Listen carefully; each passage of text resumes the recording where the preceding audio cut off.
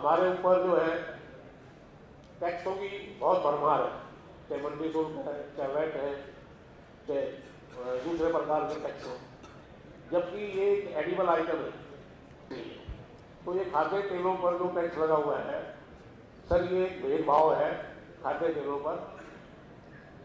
मेरी आपसे विनती है, स्वागत करता हूँ, धन्यवाद करता हूँ कि आपने अपना मुझे समय निकालकर हमारे बीच में आए। धन्यवाद।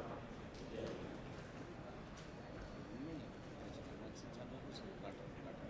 To Mr. Ashok Sethia, he's Chairman, the Central Organization for Oil Industry and Trade. And once again, I will request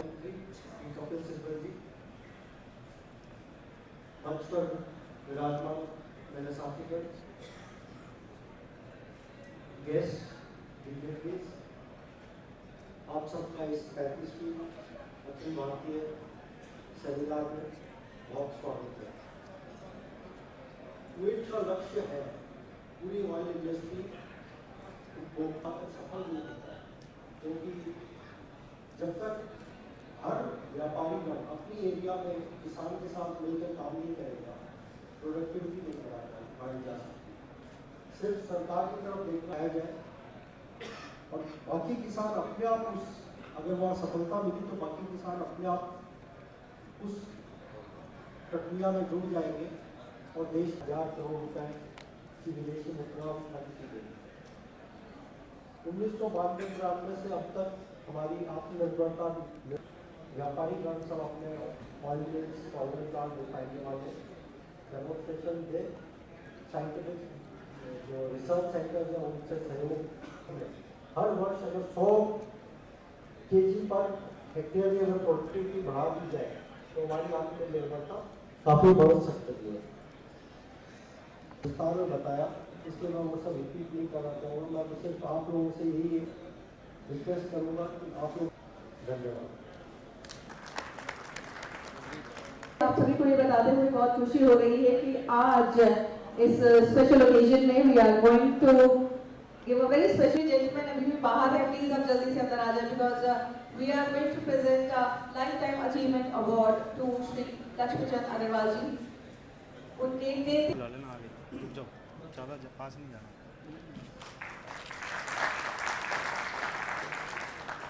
We are very proud of you, sir. And now,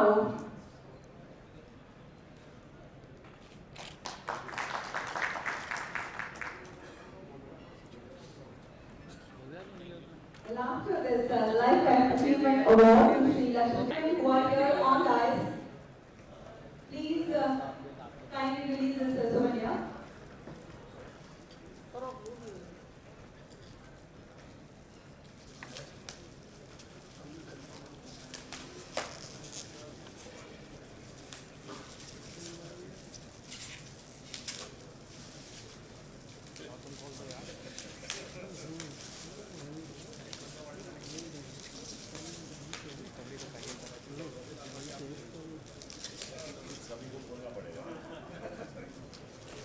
Lot of hard work is going on that. No free of this video.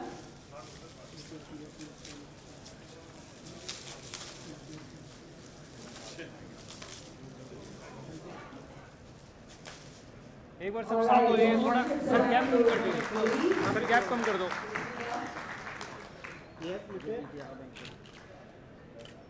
These are very special moments, and to make these moments even more special, may I request Mr. Kapil Sibal to kindly come for. Sir जाओ steel.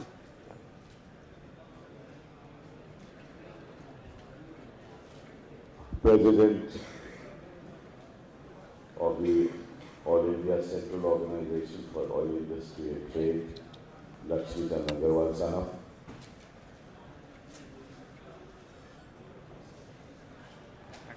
Vijay Tata Sahab, Suresh Nagpal Sahab, Shyam Khandelwal Sahab, Ashok Sethia जी, अरोड़ा साहब और यहाँ उपस्थित oil industries के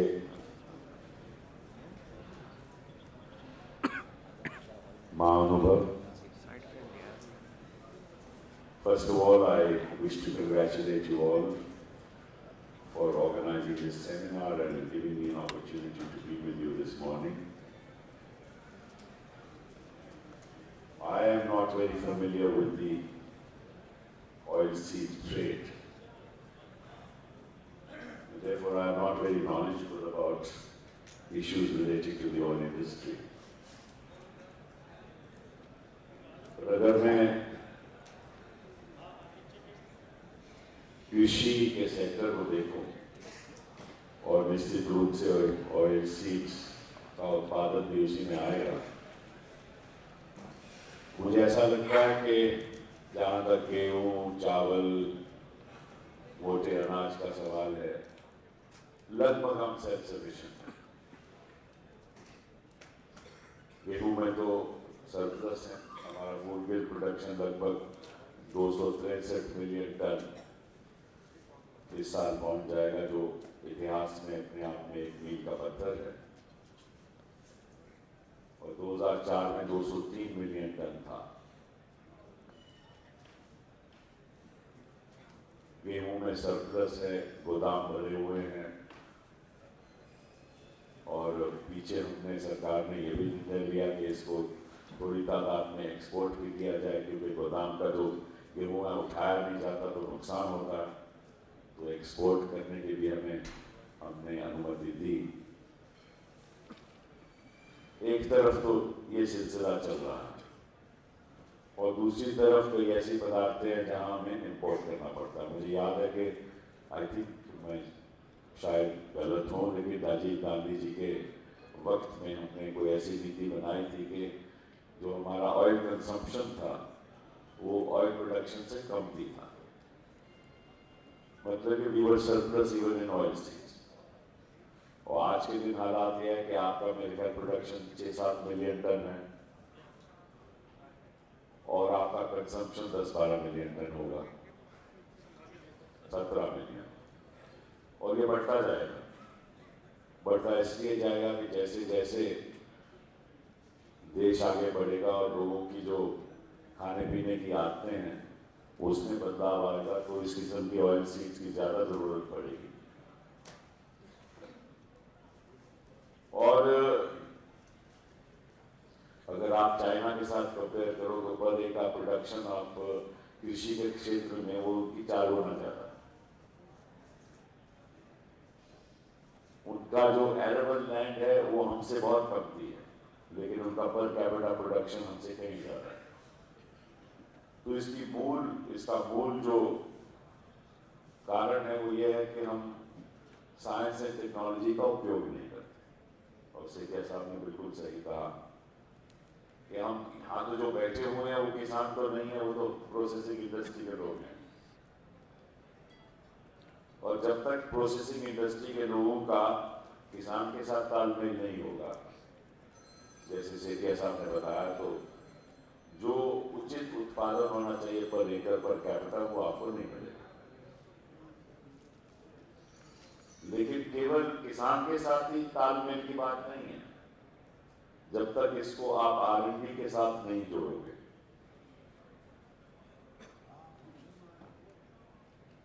तो हमारी organisation है Indian council for agricultural research, लेकिन उसमें रिसर्च कम होती है और पॉलिटिक्स ज्यादा होती है।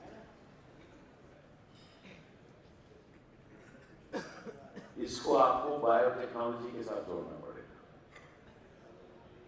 किस किस्म की नई नई सीड्स हों, सीड्स में उनमें जो जेनेटिक क्वालिटी है वो कैसी हो।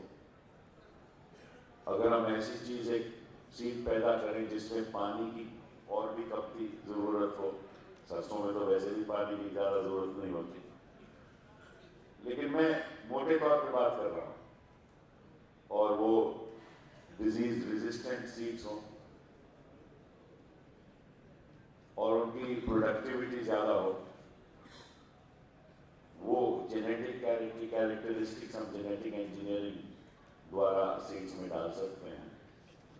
तो तब तक वहां से रिसर्च एंड डेवलपमेंट के अंतर्गत आपको नए सीड्स, नई टेक्नोलॉजी के द्वारा आप आगे नहीं बढ़ोगे तो मैं समझता हूँ वो तालमेल आपका किसान के साथ भी असफल रहेगा। तो एक तरफ तो किसान, दूसरी तरफ ऑयल सीड इंडस्ट्री और इस बीच R&D, उसके साथ एकेडमिक इंस्टीट्यूशन जोड़े। तो ये हमारी बहुत अच्छी एकेडमिक इंस्टीट्यूशन है बायोटेक्नोलॉजी के संदर्भ में, उत्तर प्रदेश में है, बाकी भी कई जगह हिंदुस्तान में है। तो ये तालमेल की जिम्मेदारी कौन लेगा? किसान तो लेगा नहीं, किसान बेचारे के पास तो इतना साधन ही नहीं है, उसको तो यही नहीं पता कि रिसर्च कहाँ करनी है। और आप क्योंकि कंजम्पशन लेवल्स हाई हैं, आपको फिक्र नहीं है, तो आपकी चीज तो बिकती है ना। जो चीज बिकेगी और जिसमें मुश्किल नहीं होगी उसकी क्या प्रॉब्लम है? कोई इंसेंटिव ही नहीं है। आपका तो इतना ही है, अब मुझे ज्यादा जानकारी नहीं है, मैं तो अपने जनरल नॉलेज से बोल रहा हूँ। आपका तो इतना ही है कि आप चाहते हो कि भाई ड्यूटी बढ़ा दो ताकि वहां की इंपोर्ट कम हो। इंपोर्ट कम हो तो यहाँ नेचुरली प्रोडक्शन थोड़ी सी बढ़ेगी, आपकी जो प्रोसेसिंग इंडस्ट्री है उसको फायदा होगा, आपका मुनाफा बढ़ेगा। मोटे तौर पे तो यही लॉजिक है, और तो कोई लॉजिक नहीं है। क्योंकि बाहर से जो ऑयल सीड आता है, चाहे वो मलेशिया से आए, चाहे वो इंडोनेशिया से आए, आपसे कहीं सस्ता है। वाई? बिकॉज उसने सारा प्रोसेस वहां का मैकेनाइज हुआ पड़ा। उनकी तो इकोनॉमी, मलेशिया तो इकोनॉमी ही पाम ऑयल तो चलती है। तो वो तो चाहेंगे, और जब हम चाहते हैं कि भैया हमारा टैरिफ बढ़ा दिया जाए या ड्यूटी बढ़ा दिया जाए, तो मलेशिया से प्रेशर आ जाता है। वो कहते सबसे बड़ी मार्केट तो ये है, आप हैं, आप ही ड्यूटी बढ़ा देंगे तो हम ऑयल किसको बेचेंगे? तो हमारे तो बायलैटरल संबंध है बड़े अच्छे आपके साथ, तो आप मत अपनी ड्यूटी इंक्रीज कीजिए। मैं आपको पॉलिटिक्स भी बता रहा हूँ और इकोनॉमी की बात भी कर रहा हूँ और आगे के रास्ते की बात भी कर रहा हूँ। मुझे मालूम नहीं ठीक है गलत, मैं तो जनरल नॉलेज की बात करता हूँ। तो कहीं ना कहीं हमें अपने आप को मजबूत करना होगा, और अपने आप को कभी मजबूत नहीं कर पाएंगे जब तक हम खुद ये ना तय करें कि हमने अपनी पर कैपिटा प्रोडक्शन बढ़ानी है और साइंस और टेक्नोलॉजी का इस्तेमाल करके हमने अपनी कॉस्ट ऑफ प्रोडक्शन कम करना है और पर कैपिटा इनकम बढ़ाना है। उससे क्या होगा कि एक तो आप लोगों से कम्पीट कर पाएंगे, बाहर से भी कम्पीट कर पाएंगे, साथ साथ क्योंकि आपकी डिमांड लिमिटलेस है। मैं आपको शर्त दे दूं कि अगले 2 साल में ये 17 मिलियन टन से 20 मिलियन टन होने वाली है और ये बढ़ती जाएगी।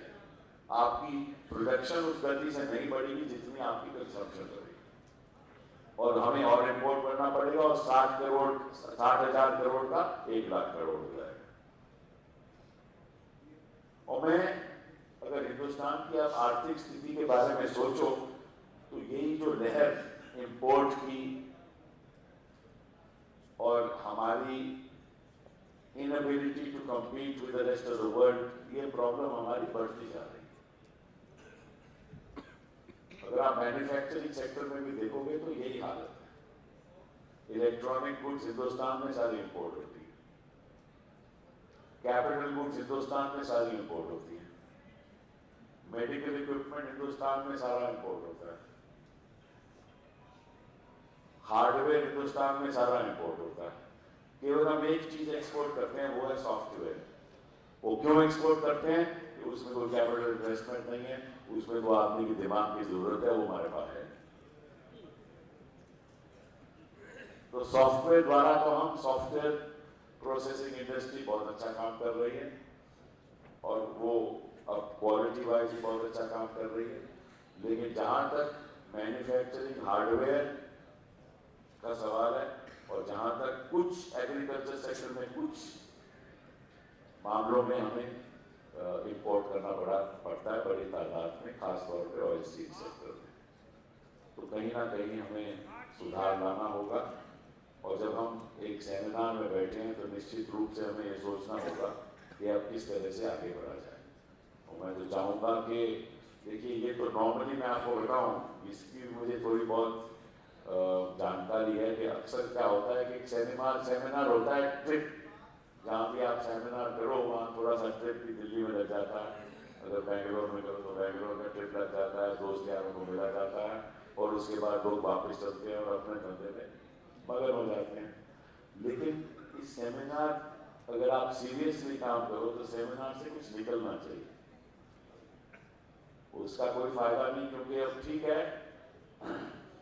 मुलाकात भी बहुत जरूरी है, लेकिन मुलाकात के अलावा देश को आगे बढ़ाना सबसे ज्यादा जरूरी है। देश आज आर्थिक संकट में है और ये आर्थिक संकट आसानी से खत्म नहीं होगा, क्योंकि खैर अब तो ग्लोबल इकोनॉमी बढ़ती जा रही है, अमेरिका का जीडीपी भी 2 या 3% हो रहा है और बाकी जगह भी आर्थिक स्थिति यूरोप की भी बेहतर हो रही है। लेकिन हमें अगर हमने अपने आप को सेल्फ सफिशिएंट करना है, और मैं समझता हूँ कि जो सबसे बड़ी चुनौती इस देश के सामने है कि हम अपने आप को किस तरह से सेल्फ सफिशिएंट करें। एक तो अपने आप में सेल्फ सफिशिएंट रहें और दूसरा हम दुनिया के कोई भी सेक्टर में अगर कोई हम कम्पीट करना चाहें तो हम कम्पीट कर सकते हैं। ये बहुत ज़रूरी है और इसलिए ये ज़रूरी है कि हम एक यहाँ हॉल में बैठे हुए, हॉल में बाहर बैठे हुए ये सोचें कि किस तरह से हमने इसमें कंट्रीब्यूट करना है। जहाँ तक हम पॉलिटिशियंस की बात है, हम तो नीतियों के आधार पे आपके साथ चल सकते हैं। अगर आप हमें सुझाव दोगे, आप एक सेमिनार में जो आपने निर्णय लिए और रास्ता अपनाया कि आगे का रास्ता क्या होना चाहिए, हमें बताओगे तो हम आपके साथ चलेंगे। तो हम तो ये कर सकते हैं। देखिए एक और बहुत बड़ी बात और बड़ी भारी समस्या हमारे देश के सामने ये है कि आज एग्रीकल्चर लेबर जो किसान है वो खेती बाड़ी नहीं करना चाहता, वहां लेबर सरप्लस है। जो किसान का बेटा है वो शहर आना चाहता है, 3 टायर सिटी, 2 टायर सिटी। तो और लैंड फ्रैगमेंटेशन इतनी ज्यादा है, 60% जो हमारा कृषि का क्षेत्र है उसमें फ्रैगमेंटेशन है और बड़ी तादाद में मार्जिनल फार्मर्स रह रहे हैं जो खेती करते हैं, जो बोते हैं वही खाते हैं और इससे जिंदगी बिताते हैं। उनकी प्रोडक्टिविटी लेवल वैसे ही फ्लैट होती है, वो बढ़ती नहीं है, उनके पास कोई साधन नहीं है, कोई कैपिटल नहीं है, कोई लोन की सुविधा नहीं है, कोई प्रॉपर्टी नहीं है जिसको वो मॉर्गेज कर सके ताकि वो लोन ले सके, ताकि वो इन्वेस्टमेंट कर सके, कोई ऐसा साधन नहीं है। मैकेनाइजेशन नहीं है, साइंस एंड रिसर्च नहीं है। तो 60% अगर हमारे देश का कृषि इस स्थिति में है तो वो पर कैपिटा इनकम बढ़ेगी कैसे?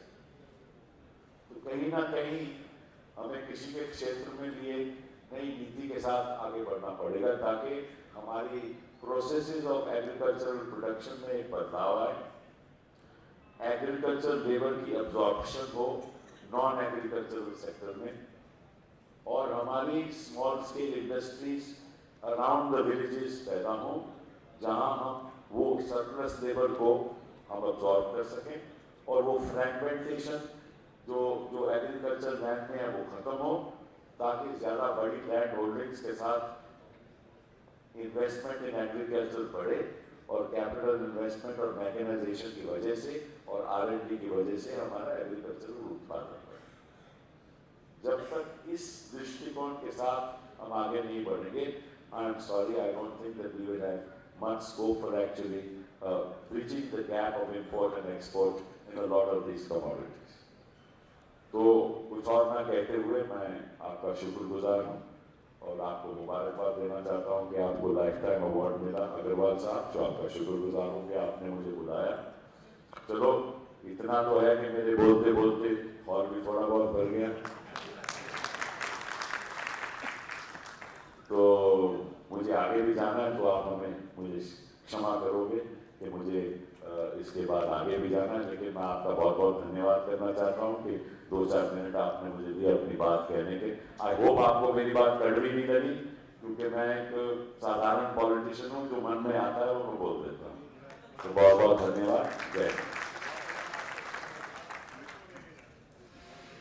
Thank you, sir. Thank you very much for your valuable advises, और मुझे लगता है कि जितने ध्यान से इन्हें सुना गया है उतने ही ध्यान से अमल में भी लाया जाएगा।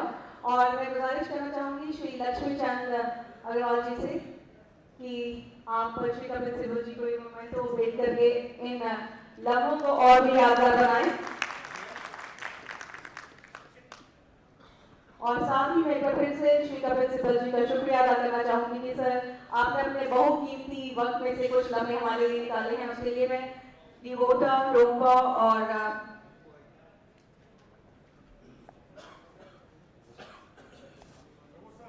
beautiful occasion. Thank you very much once again.